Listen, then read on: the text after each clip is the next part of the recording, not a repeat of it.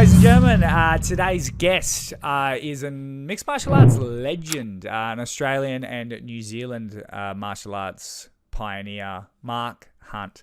Now, you might know him from his career in the UFC, maybe Pride, maybe K1. He's back at 49 years of age, turning 50 very soon.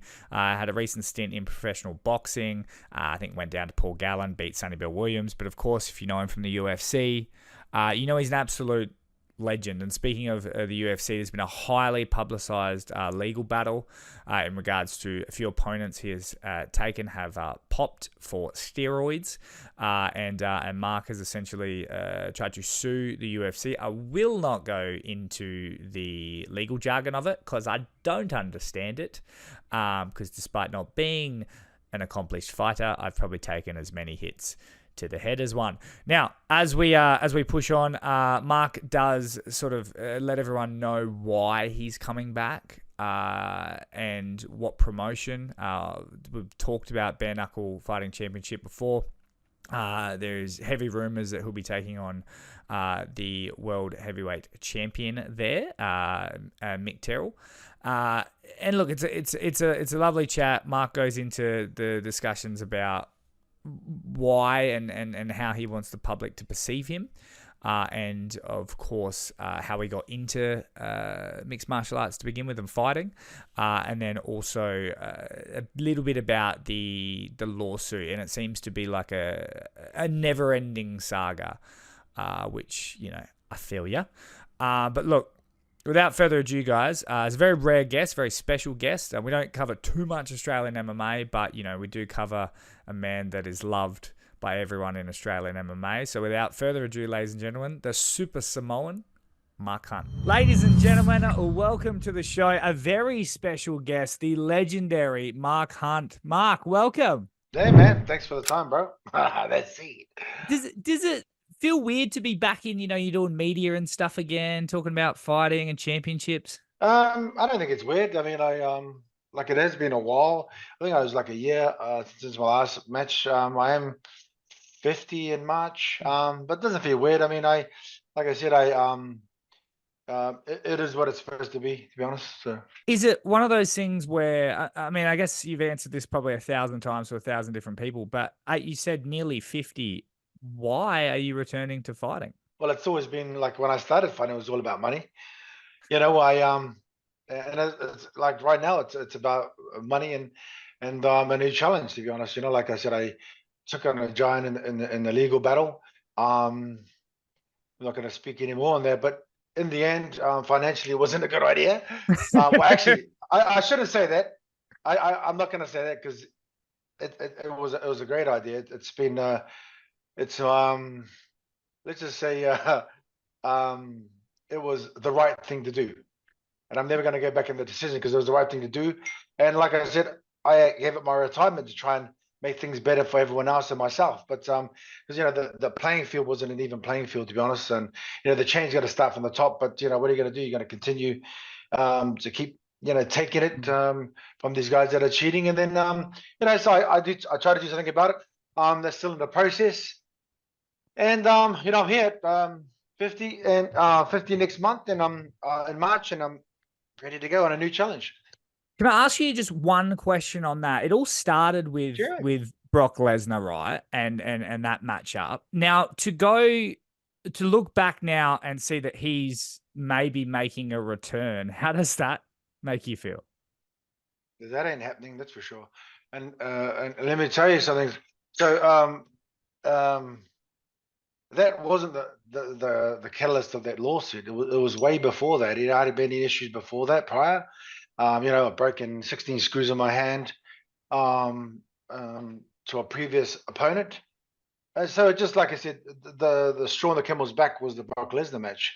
At the end of the day, and like I said, I don't regret the decision at all, ever. It was the right decision to do.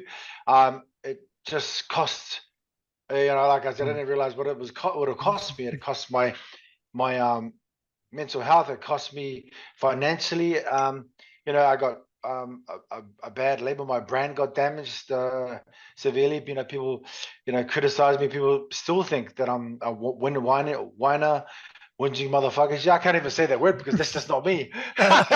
People still think I'm a whinging bitch, but the truth is that has got nothing to do with it. It was about an even playing field, and not just for me, but for all those coming after me.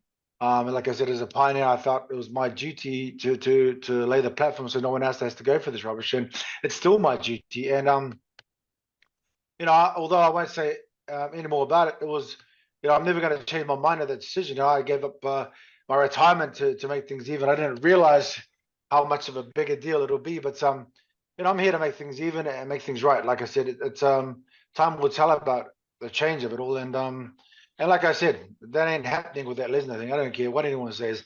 The only way that's ever happening is if the monster's satisfied, and people that know only know. Now, when it comes to, I mean, you mentioned it is about money. Of course, that's normally a concern when we see some of our favorite fighters coming back at such a late age, the Evander Holyfields, all that sort of stuff. How do you put your friends, family, fans' minds at ease that, you are still, willing and ready and able to fight at a high level? Well, look, man, at the end of the day, anyone that starts this journey as a fighter, they've got to be crazy. There's got to be some little bit of crazy in them.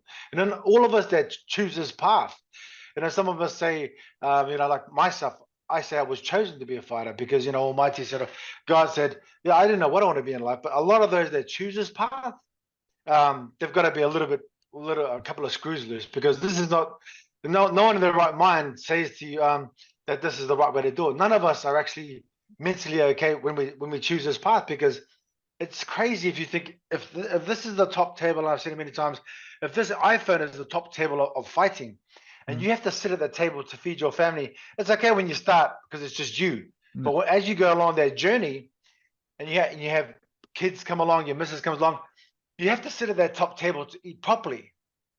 You've got to be a bit crazy to say I can do that. Well, anyone that says they want to be a fighter for their lives has got those issues. They've got to put everything into it. They've got no plan B. When I came through, there was no plan B. And when I started this journey, I'm the same way as when I started this journey from then till now. Like I said, I've gone into a lot more battles with that. And like I said, you can hear me. I'm fine. Yeah. I'm not sitting here, like a lot of the fighters I've met with, slurring or whatever. But yeah, like I said, I'm fine. My priority and why I want to do this has always been for money, even when I started this. And regardless what people say, oh, that's kind of sad. You come to this age, well, that's for me, it's not sad. Because at the end of the day, I look at it as I'm not sitting here asking you for a handout. I'm not sitting here going on a pension or Centrelink saying, oh, I need this from the government. That's just not me, bro. I've earned too much money to say to the government, I need a handout. I can't do it. So I'd rather just go back and compete and make my bread like everyone else. I mean, at the end of the day, 99% of the globe have to get up and go and grind and go to work. No, I'm not different. Is it my job is different? I get punched in the face. I don't like getting beat up. I don't think anyone that's, like I said, anyone that says they love getting beaten up or for the glory of fighting, they don't do it for the money, is lying. You know what I mean? Because as a fighter, we all got to make ends meet, and so that's why. I mean, don't feel sad for me. I don't need your pity. You know what I mean? What I need you to do is tune in. So and at the end of the day, my decision to take on big corporates has always been the right thing in my heart, and it's still right to this day. And there's a lot of things that will change in the near future. Like I said, that Lesnar fight ain't happening until things are sorted out. You know what I mean? So and I can guarantee you, unless the monster's satisfied, you ain't gonna see that guy fight again. What do you mean? UFC. What do you mean by that? Unless the monster's satisfied. Well, look, like I said, the monster's looking that way. I'm giving these guys the opportunity to go behind, but the monster's got to be satisfied. If he's not satisfied, then there's a big problem for you. You're going to have big problems. I said before, that's a lot of things I've said before. And when I say it'll come to fruition, it will. I mean, those that know need to know. You'll see in the future when it comes to fruition. So yeah, in the end, this is what I'm saying. So. You mentioned this being, the only thing you knew how to do was fight. If you could go back and, I don't know, be a lawyer or something like that, would you? I don't. I don't think I would. Like I said, I've met some lawyers, and I'm not tarring the same brush with all these lawyers. They're all the same. The lawyers I've met are corrupted lawyers. The lawyers I've met, the Christina Dennings, the Brian Boshis of this world that I've met that have helped me, that they've actually not helped. These lawyers are corrupted. And Mm. these guys, they should be ashamed of themselves. They're a black eye on the American law society, and it's actually a real shame and pity. When I got involved with these guys, they just made me feel like it was okay for 7 years. They lied to me, and Mm. they did malpractice, they did criminality. Yeah, I even thought the judge was corrupt at one stage, but the judge can only rule on what you can see. And if, like I said, I wouldn't be a lawyer. I wouldn't change the way my life has been because at the end of the day, I'm happy where I am, and I don't need these people feeling pity on me like I'm going back to fight at 50. I mean, if you could do what I do at my age, wouldn't you do it? There's no Yeah. way I'd go back and be an office a lawyer and go there and sit around and lie and cheat and steal from people. I'm not saying every lawyer is. I'm Mm. just saying the ones I've met are like that, are corrupted. So when if they ever listen to this, Christina Dene and Brian Boshi, you're going to lose your license this year for sure, and I'm going to take your livelihood like you try to take mine. Wow. Now, when it comes to how you started your career, do you ever, I mean, I read somewhere that you got invited to a gym because of a nightclub fight. Is that true? Well, I wasn't invited. Like I said, when I grew up, I didn't know what to do in my life. I was on the rough side. I got into some issues outside the club. That night, I got into an altercation outside the club called DTMs, and 4 days later, I was fighting in that very same nightclub, or probably 8 or 7 days later. It was a little bit. I had like about 3 or 4 days of Muay Thai training. It was my Mm. first fight ever in the ring. It was Muay Thai. So you're right about it. My first coach was Sam Masters, who was the doorman, and I felt like I owed him a favor because I didn't get arrested that night. So, 30 something 3 years later, I'm talking to you about making my comeback into bare knuckle as a 49-year-old. And if that doesn't tell you about that God said this is what you're going to be with your life or do with your life, this is exactly what I'm talking about. Yeah, full circle, bare knuckle to bare knuckle. And we talk about bare knuckle. I mean, what excites you? Like, what matchups? What is it about the promotion? Why did you pick bare knuckle? Well, I just don't think. I don't think. I think that's it's the sport's real. I mean, when you go, it's like gypsy fighting. You go, it's like street fighting. It's just got a ref. It's got Yeah. a referee in there. Like you said, from street fighting to bare knuckle. Like I feel that it's a great challenge. I mean, like the champion is he's a respectable person, Mm. an honest person. Like I said, I can make a good deal with Dave. Falmouth. I've been speaking to them for a while. We just didn't get it across the line. To be honest, Mm. with financially wise, but. I feel we're going to come close soon. Um, I don't think they're as capable as I am. The only issue I have is if these hands can take a few more scars. You know what I mean? That's all I can say. But I do feel that's my kind of sport. I love the rawness and honesty of bare knuckle fighting because you know what you're going to get. And There you've are been two ways about it. You've been known as like one of the real fighters, one of the guys that you just know is going to fight any time, any place, anywhere. Is there any fighter in the world right now that you go, man, I love him. Like he looks like he's cut from the same cloth as me. That's the bare knuckle heavyweight champion of the world. That's who Mick. That's who I'd like to fight right now. Is that guy? Because when I spoke with him the other day on the interview, he looks like he's like me. He's a respectable person. He doesn't look like he cheats. He's a. I'll make sure my contract doesn't say that. That will say that. If you're caught doping, like I asked Dana years and years ago, to just take the funds off him. So I don't feel they should prosper and make money from what they do. Because it's for me, I think it's a you can call it premeditated murder, even though if the person dies, then it's premeditated murder. Do you Yeah. know what I mean? Yeah. But if I feel that's how harsh the penalty should be. The laws of sport should be changed. And Contact sport.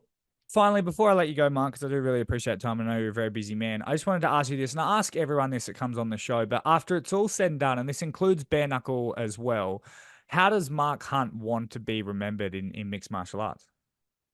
As a pioneer, that's They didn't take, although I fight for money, I didn't get paid off to take dives.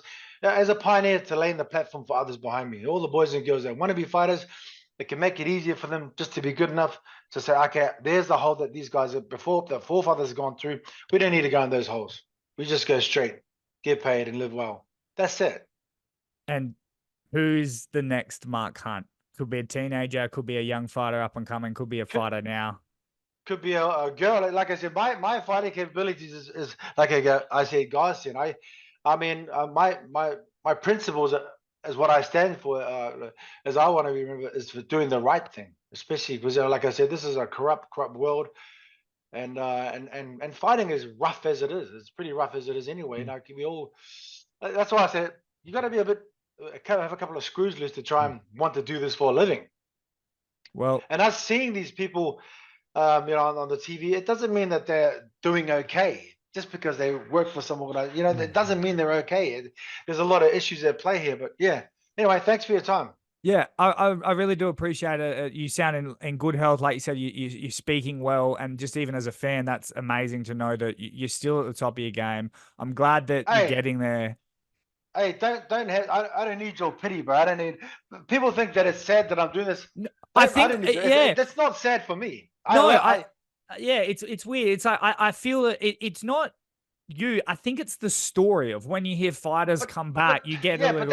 But that's the perception of me. Like I said, the narrative of Mark Hunt was made out to be like he's a whinging bitch or this. Do you see me sitting here whinging and crying on my couch about things that go? No, I'm like I said. If anything, I'm far from that. I'm the opposite. My brand is, I'm back here saying to you, I don't need your pity. I'm going to come back and make my own money. Honestly, the way I do it always, and that's being a fighter. So forget your pity. I don't need it. I mean, like all I need is you guys to tune in when I'm winning that world title. And that's it. I love it, mate. Take it easy.